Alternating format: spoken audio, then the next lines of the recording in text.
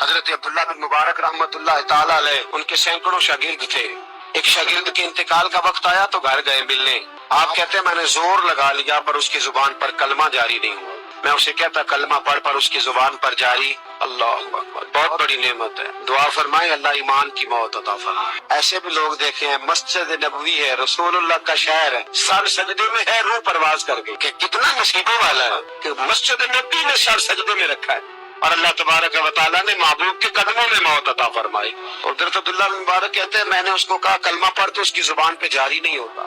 میں بار بار کہتا تو وہ منت کرتا، کہتا حضور میں کوشش کرتا ہوں جاری نہیں ہوتا. فرماتے میں پریشان ہو کے اٹھا، ابھی میں دروازے پہ پہنچا تھا، اس نے چیخ ماری اور روح پرواز کر گئی. بچے رونے لگے، بیوی رونے لگی. تو میں نے اس کی بیوی سے کہا کہ یہ جرم کیا کرتا، اتنا بڑا پاپی پہ کلمہ جاری نہیں ہوا. اس کی زوجہ کہنے لگی حضرت جی 2 گناہ تھے اس کے. ایک تو یہ شراب کا عادی تھا، روکتی تھی باز نہیں آتا تھا، اور دوسری بات یہ کہ یہ اپنی اماں کا نافرمان تھا.